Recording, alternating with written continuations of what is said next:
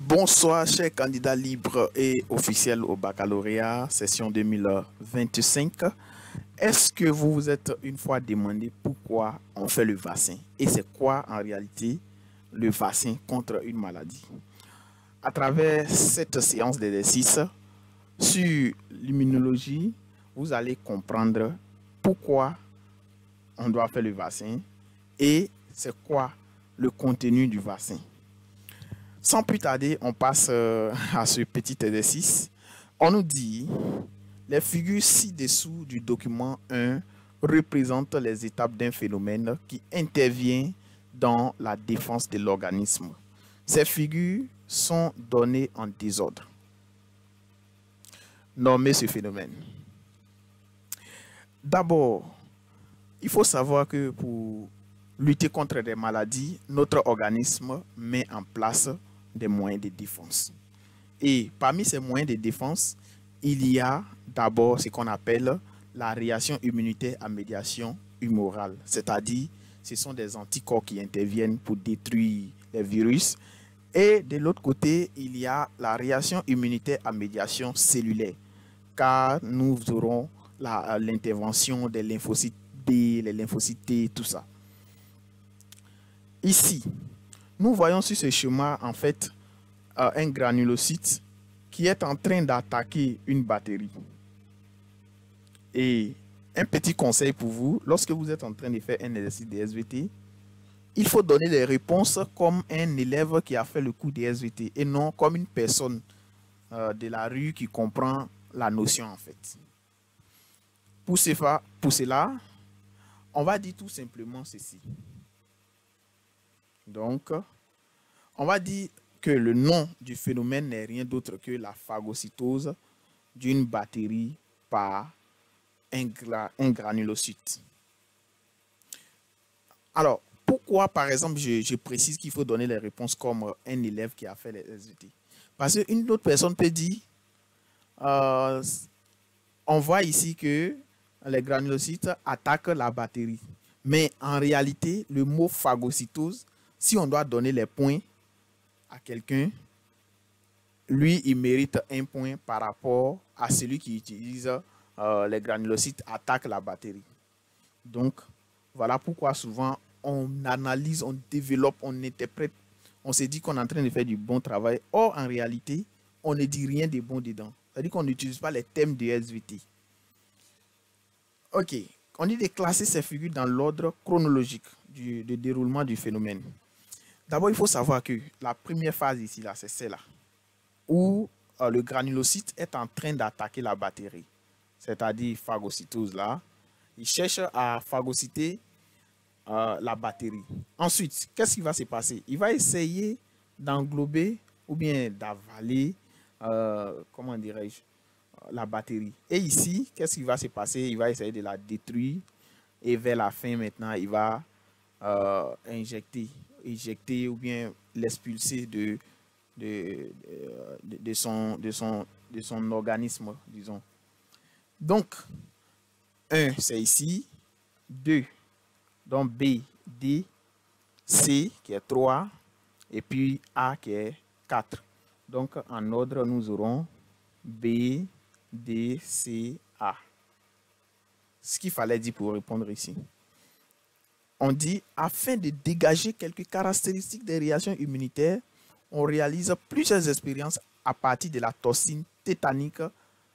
On a fabriqué de l'anatoxine tétanique. Donc ici, souvent, ces phrases qu'on dit là sont très importantes. N'oubliez pas de lire ces phrases. Si vous sautez sur ces phrases, vous n'allez rien comprendre en fait. Vous allez faire l'exercice comme ça sans rien trouver de bon.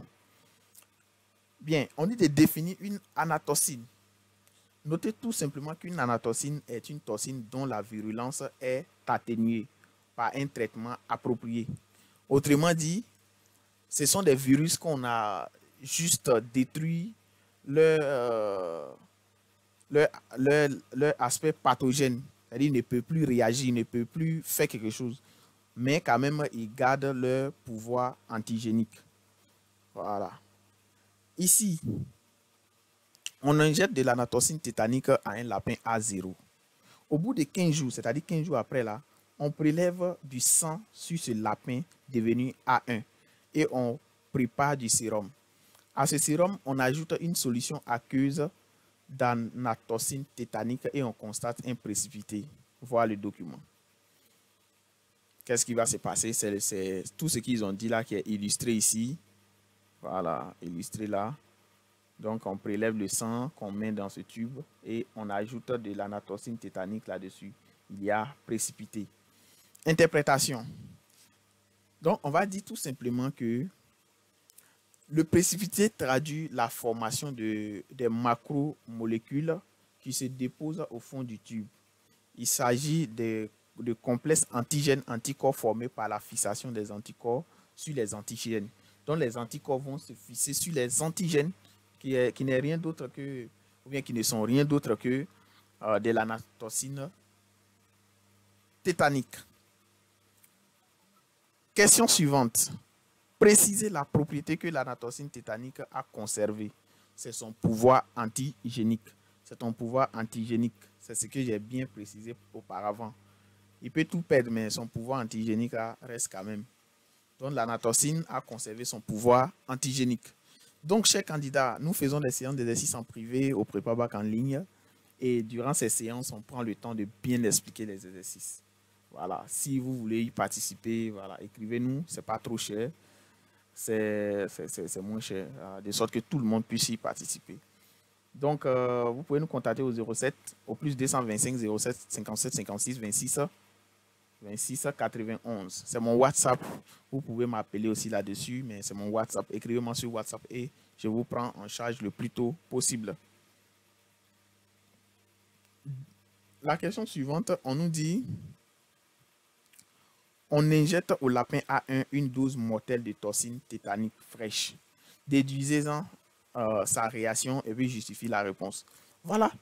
C'est-à-dire qu'au départ, le lapin avait reçu de l'anatocine tétanique. Donc, son système immunitaire est prêt à détruire tout ce qui est lié à l'anatocine tétanique. Donc, si on injecte de la toxine tétanique dans l'organisme, du coup, le lapin survivra. Il va survivre parce que son système immunitaire était prêt à détruire tout ce qu'on appelle la toxine tétanique ou bien l'anatocine tétanique. Donc, le lapin A1 survivra car son organisme a déjà élaboré des anticorps anti-tétaniques lors du premier contact avec l'anatocine tétanique. Il est donc immunisé contre le tétanos.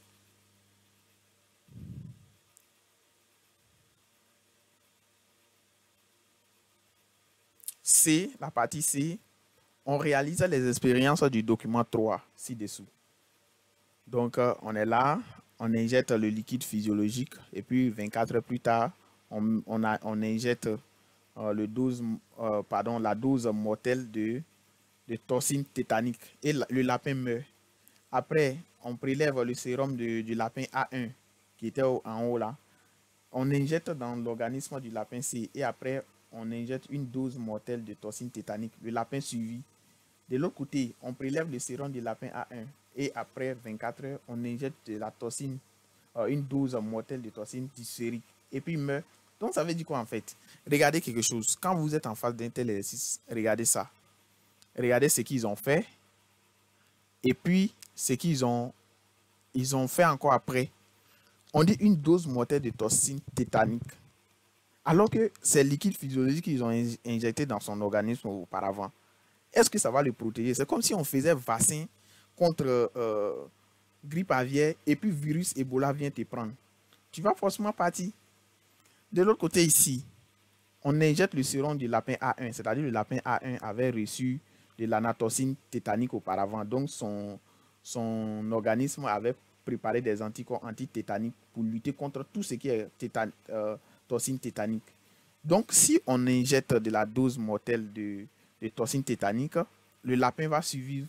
De l'autre côté, sérum du lapin A1 qui contient toujours des anticorps antitétaniques là, on injecte dans son organisme. Et puis ici, attention, on injecte de la toxine diphtérique.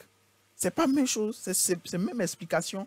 C'est comme si on te vaccine contre contre la rougeole et après tu reçois le palu, tu vas forcément partir. C'est pas bon, c'est dangereux. Donc, interpréter ces résultats, on va dire tout simplement que le lapin demeure parce que le liquide physiologique ne contient pas d'anticorps pour neutraliser la toxine tétanique. Le sérum du lapin A1 immunisé contre le tétanos contient des anticorps contre la toxine tétanique. Donc, ce sérum immunise automatiquement le lapin C contre le tétanos. Donc, les anticorps qui immunisent contre le tétanos ne protègent pas contre la dysphérie. C'est pourquoi le lapin demeure de la dysphérie. C'est ça. Donc, si on parle de vaccins, sachez que les vaccins sont spécifiques. Le vaccin de Covid, c'est pour Covid seulement. Le vaccin du palu, c'est pour palu. Le vaccin de rougeole, c'est pour rougeole. Voilà. À partir des deux documents précédents, déduisez deux caractéristiques de l'immunité ainsi mises en évidence. Donc, il y a d'abord, ces réactions-là sont spécifiques. C'est ça. Parce que on ne peut pas te vacciner contre autre maladie et puis une autre va venir, forcément, ça va t'affaiblir. Et encore, on peut transférer, il y a la possibilité de transférer. C'est ce qu'on a constaté ici. Ils ont pris le sérum du lapin A1 pour venir mettre dans un lapin C. Et quand on injecte une dose mortelle de toxine tétanique, il suffit. Donc, ça veut dire qu'on peut transférer. Donc, on va parler de sa spécificité et son transfert d'un individu à un autre non immunisé. Merci à toutes et à tous. Et ça a été un grand plaisir de passer ce bon moment avec vous. Et surtout, prenez soin de vous, révisez très bien et n'oubliez pas de venir participer au Prépa Bac en ligne pour renforcer encore votre capacité. Merci.